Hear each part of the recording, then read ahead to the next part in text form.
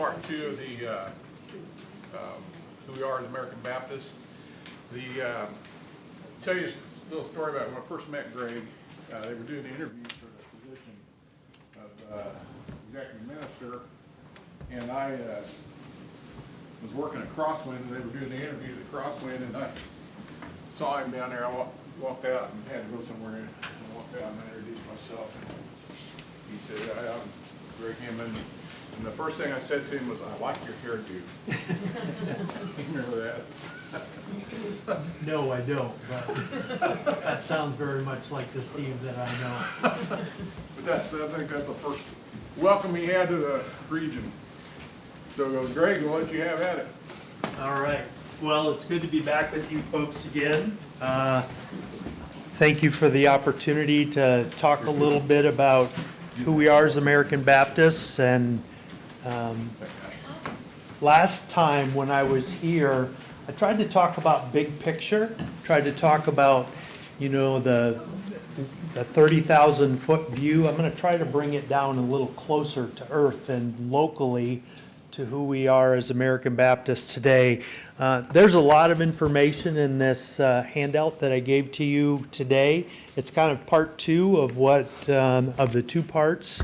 And so if you got one last time, this one is different. And we're not going to be able, because of time, to be able to cover everything in here. So I'm going to skip around a little bit.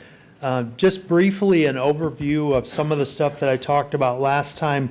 We are 33 different regions in the United States and Puerto Rico. And each of those different regions are mostly defined geographically. Some are really large, like Central Region. We encompass 2 states. And some other regions are just a metro area, like ABC of Indianapolis is really just the Indianapolis metropolitan area. There is a separate region for like Indiana, Kentucky. And so it's really mixed up like that, in that it's not all a single state or multiple states. In some cases, it is just more centralized and focused. There are 1.3 million American Baptists across the 5,000 different congregations that make up who we are as American Baptists. And I talked about 8 distinctives last time. And this is really just an overview. This isn't in the handout that you have today. So I'm just trying to back up because I think these things are important to remember. We focus, number 1, on the Lordship of Jesus Christ. Number 2, we're people of the book. So we are biblically based and biblically focused in our theology. Salvation by grace through faith is the third one. Number 4, believers' baptism. Sometimes people want to argue for baptism by immersion. I think if you look historically at who we are as Baptists, those first Baptists that were putting their lives on the line to die for their faith, it was more about believers' baptism and not just baptism by immersion. Baptism by immersion is typically our preferred mode of baptism, but I think there's a great argument to be made that there are some people, because of quite often medical limitations, that you could just dunk them under the water because it would not be wise for them to do so. And so I think I baptized some people by pouring water over them. I can think of well, I won't go into that because it'll take too much time. But medically speaking, he was not a good candidate for baptism by immersion, but he was making a profession of faith. And so that's where the believer's baptism comes into play. The priesthood of all believers. We believe that we are to be priestly toward one another. We have both responsibility and privilege to minister to one another. And then religious liberty is number 6. We firmly believe that we have a right, again, and a responsibility to not be told what we are going to believe, or it's not going to be any kind of a state-sanctioned or nation-sanctioned faith. That's where the separation of church and state comes into play. And then congregational autonomy. You folks as Appanoose Baptist Church, you decide, what makes sense for the ways in which you express your faith. And then number 8 is cooperative missions. It's we choose, you choose, what are those things that make sense about where you're going to put your mission dollars, about activities that you're going to be involved in here in your local community. You decide based on God's leading in your lives what the focus of this ministry is going to be. Okay, turn to page 2 if you would. And on page 2, there are 3 things that are stated there: our vision, our mission, and our core values. There's probably not anything unique about these particular statements. They may look very similar to some other regions in the ABC, but it basically boils down to this. As far as my work, I am focused on trying to, as best I can, resource the local church. And so when you folks called up and said, hey, we'd like to learn more about ABC, that is a part of resourcing the local church. When you're looking for a pastor, that is part of resourcing the local church. If Davey gets sick one Sunday and we can fill in and help to fill the pulpit, that is part of resourcing the local church. We are right now in the middle of the small special ministry grants. You folks are eligible to apply for one of those grants. If you have a ministry that you've been thinking about trying, you're not really sure if it's going to work, and you don't have any budgeted money for it, you should apply for one of those special ministry grants. That can be up to, I think it's up to $5,000. So that's a way that we can resource the local church. A lot of the information that we put out about grants, about things that are happening, is contained within the weekly email. And so if you'd like to be on that email list, just let me know. I'd be happy to add you to the list. And if at any point you decide, yeah, we don't want to get that anymore, you just let me know and we'll take you off the list. We don't share that email address with anyone else. And so it's just within the region that receives that particular email. On page 3, so that's a little something about our vision, our mission, and our core values. And I think most of that is pretty self-explanatory.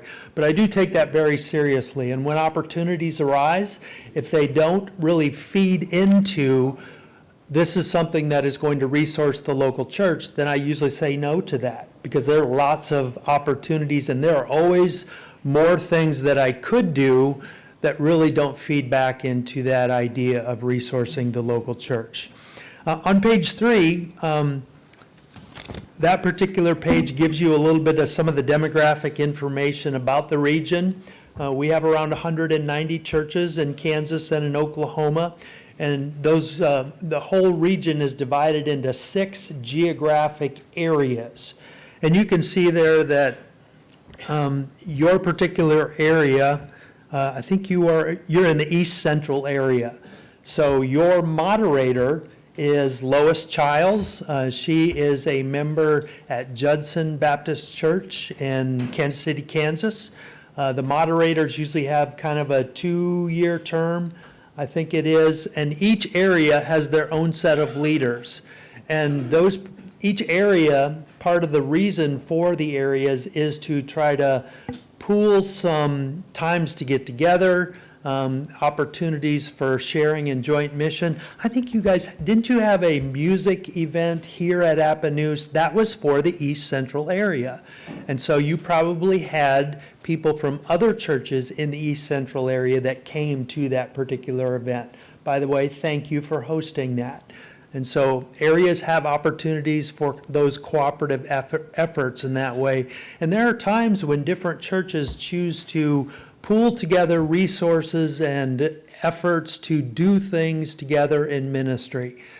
Some areas have joint worship services around Thanksgiving, around Christmas.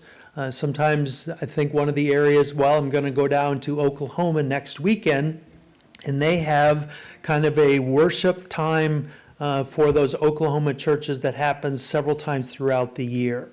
And so they get together for various reasons.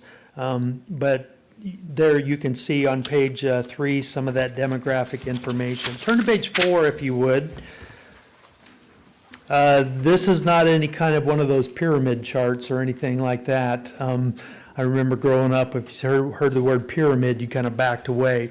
The reason I wanted to give you this is because we are foundational in our structure, which means that Jesus Christ is the head of everything that we do and everything that we are. And as you move further up the pyramid or the structure here, those have less and less authority. So right above Jesus Christ is the local church, Appanoose Baptist Church. And then it's the areas, because the areas are made up of the churches.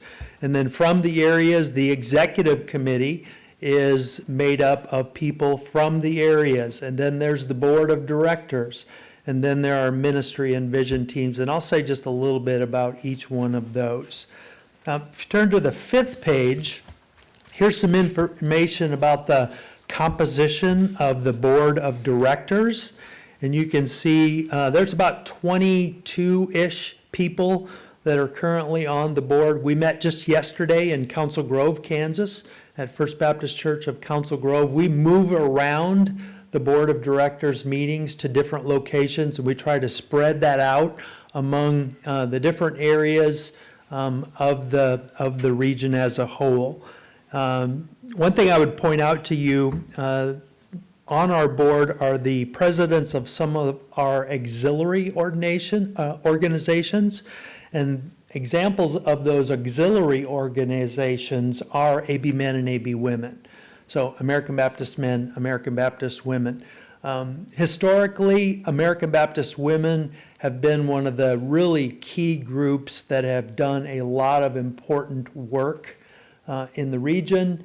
They're focused on global missions. They're also focused on local missions. They have a summer conference every year that, again, moves around.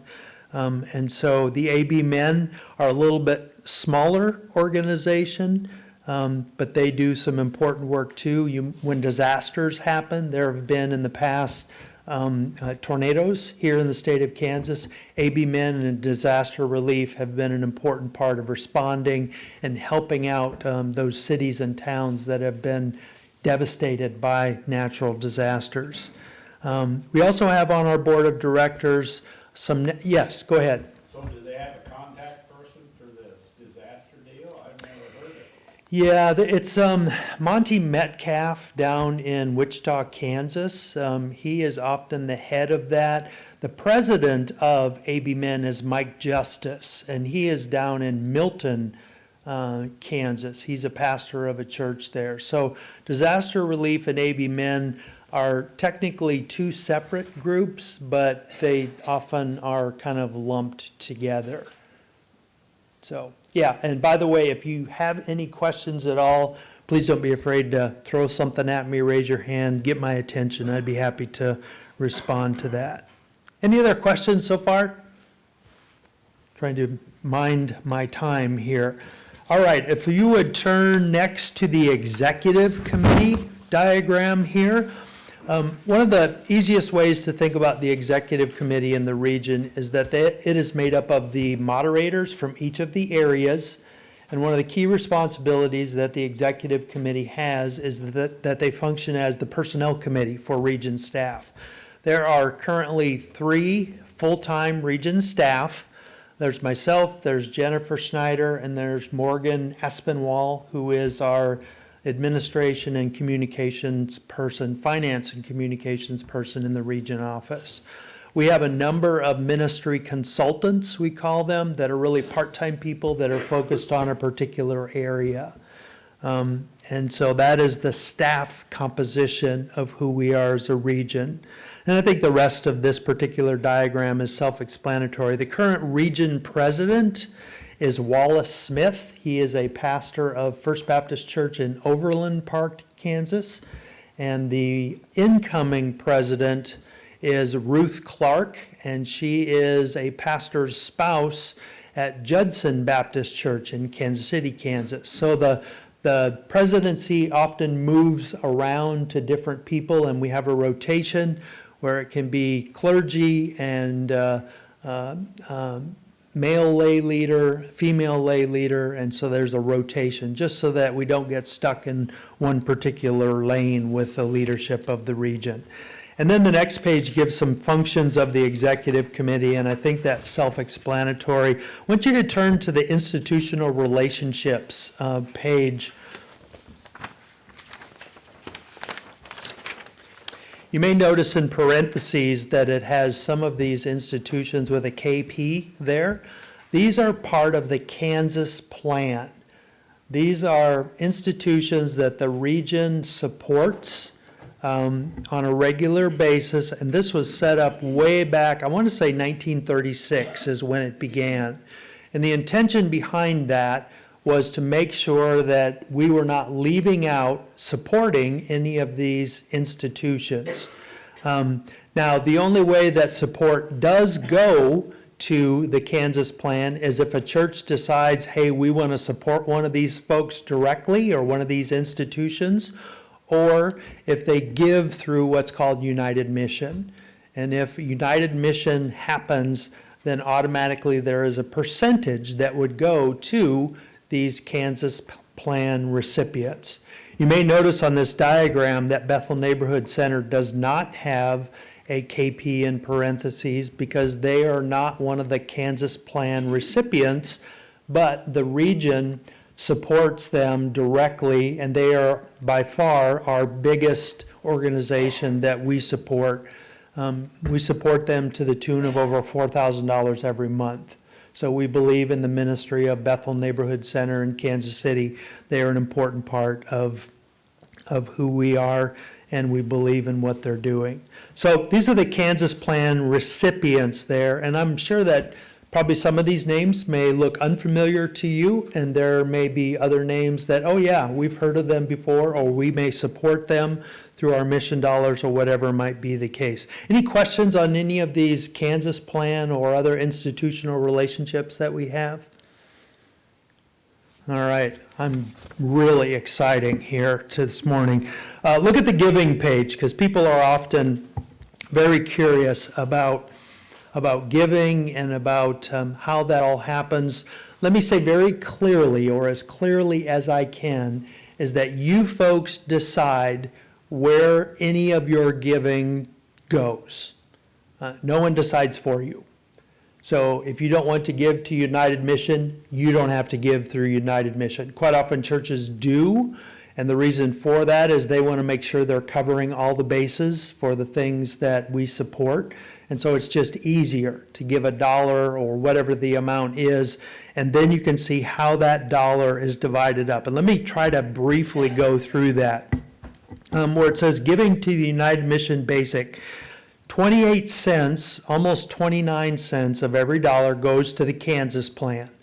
And then that is further divided up among those different institutions.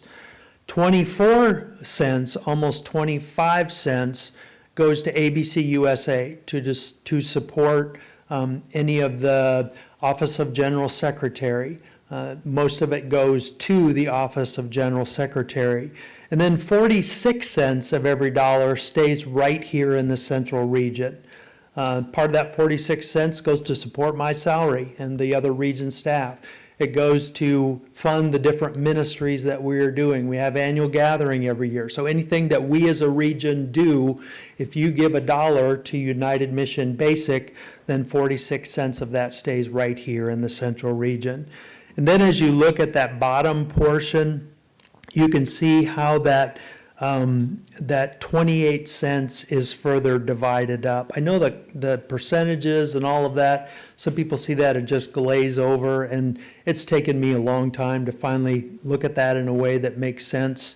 Any questions about that giving or about the giving here at Appanoose that you wanted to ask questions about and how that relates to American Baptists in the central region? So we have basically 25% going to ABC USA. If we're going to the United Mission Yep. Basic, how much of that goes to the Home Mission Society? American Baptist Home Mission Society, typically they get their funding elsewhere. Yeah, and there are, again, three major national partners. There is the Office of the General Secretary, that's ABC USA. There is American Baptist Home Mission Society, ABHMS, and then there is International Ministries, which is kind of the foreign missions arm. And so people give, some give to United Missions, some really focus their giving, some want to support local or international global servants, some support global servants that are not a part of international ministries, some give directly to the region through region offering. That is an option. Really, you decide what makes the most sense for your giving, and then you give accordingly. Some denominations have what is called a pew tax. Have you ever heard of that before? Where you have to turn in every year how many people are part of your congregation, and then so many cents or dollars are then expected that that particular church would pay in to an organization like the Central Region. We don't do anything like that. I can think of very few things that would generate more discussion in the Central Region if we decided, okay, we're going to start implementing a pew tax. So tell us how many people are a part of your church, and then you need to give so many dollars to support the work. Them's fighting words, at least from where I come from. So, and for most Baptists. We're not funding ABHMS then? Not unless you choose to. Any other questions on the giving?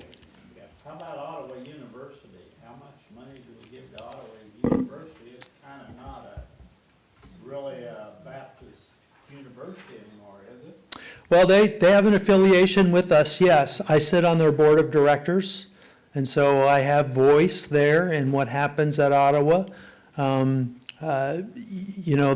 are connected to the Central Region.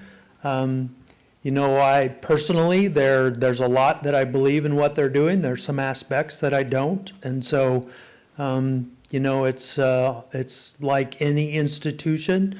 You find yourself in alignment in areas and disalignment in other areas.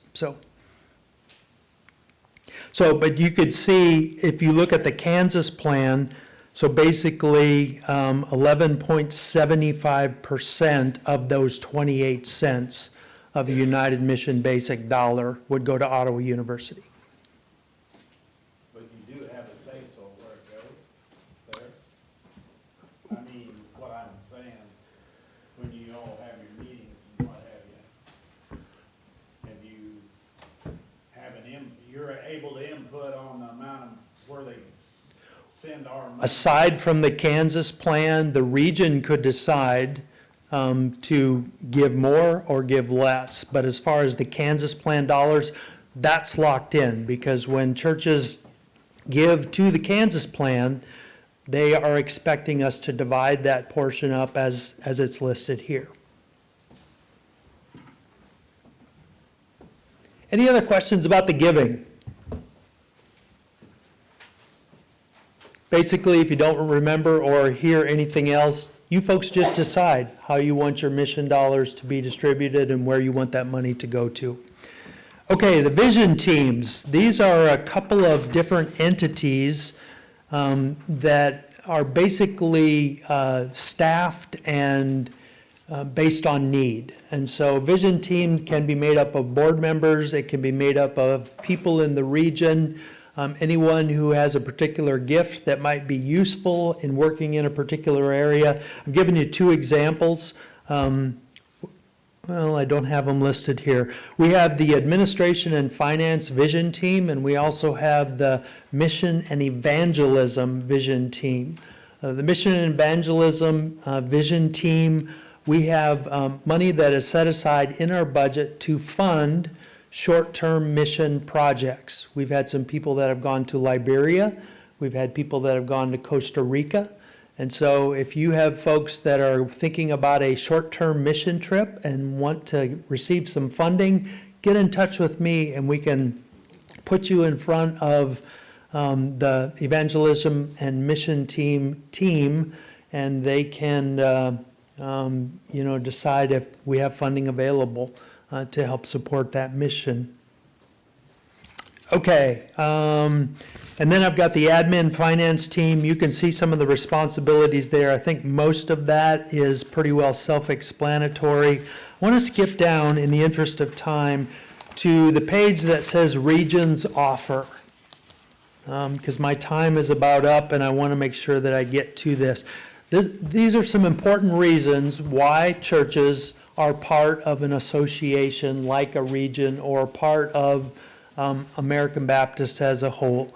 There's an opportunity for shared ministry. You can have some connections beyond just the local church. You're not just isolated here as only Appanoose Baptist Church.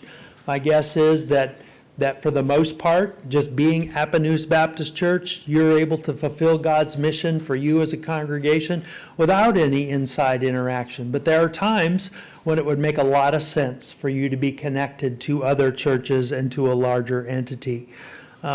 When churches need pastors, we are often part of the process of helping a church find a pastor. We only are here, or any church, when we are invited to do so. I would say most American Baptist churches include us in the process. Some do not. It's the church's choice. There's discipleship opportunities. Vantage Point 3, that is a discipleship and leadership development opportunity. I think there have been some people from Appanoose that have been a part of that before. We have a camping ministry that happens every summer. If you get our weekly emails, you've probably seen information about this summer's camps. We camp at White Memorial, which is down by Council Grove, and also at Camp Christie, which is out in western Kansas. So 2 different camping opportunities happen there. I've listed grants and funding. We have church revitalization grants. Sometimes churches are trying to move in some new directions and they are really needing some extra funding to help. Typically, those are 3-year commitments that we enter into with the church. The board approves those, and then those go on for 3 years. Special ministry grants, I mentioned that. The application period for that is opening up very soon. And so if you folks here at Appanoose are interested in one of those grants, you should apply for one. It's not a very extensive application, but you can get between $1,000 and $5,000 to help with a ministry that you might want to do. Small church grants, this is a grant opportunity that comes through the foundation. I haven't said a lot about the foundation, but that is a part of American Baptists in the Central Region. Say when you built your fellowship hall, and you started with $10,000, and you knew that you weren't going to be able to build it for $10,000. And so you wanted to invest that or put that money to work until you were ready to use it. The foundation is one of those vehicles that we use where people can invest that money until they are ready to use it. And it's a combination, it's a relatively conservative investment portfolio. It's made up of mutual funds and government securities, bonds. And so I think historically it's been around since 1987, and we have earned about 8 to 9% over that whole period of time. So I don't know that you couldn't put money in a savings account right now and do any better than that. So if you folks ever have an amount of money that you want to invest and put it to work until you're ready to use it later on, get in touch with me. I'm very confident in how this is run. There's a board of trustees that manage that. And I also know that Vonda Breckheisen is the one who does the calculations every single month. And so she's really good at making sure that everything is up to snuff, and it is audited every single year. And the auditors this last year and in previous years as well, they're confident in what we are doing for our local churches. So something to think about for the future. And then I've listed here one of the opportunities is connection to global servants. I've talked about that before. We have an emphasis on next generation leaders, 410 program, which is basically for high school students that are interested in being more intentional about their faith. It's a group that meets several times throughout the year, and they're taking a mission trip to Kodiak, Alaska this coming summer. And so they are going to be doing some mission work up there in Kodiak. And then sometimes churches get into some of those rough patches, and we offer opportunities for mediation and helping you to get through those difficult situations. And then finally, I've listed here collective influence. We can together make a difference on both a national scale and a global scale for important ministries. And then the church decides what's important. So, sorry, 3 minutes over. Good. That's the quick and dirty of it, and I'd be happy to, I'm going to be here for worship again this morning, and I'd be happy to answer any questions that anybody might have, so just corner me and I'll do the best I can to answer those. I have one last question for you. Yes? You mentioned grants. Is there any grant opportunities for like an AED system? Like a defibrillator? We're pretty remote medical wise. It's really wide open, Okay. so yes. We'll look into it. We have funded all kinds of things with those grants. It's a pretty competitive grant. So I think last year we had between 30 and 40 applications. So I would encourage you to get that in. And application period opens up February 15th.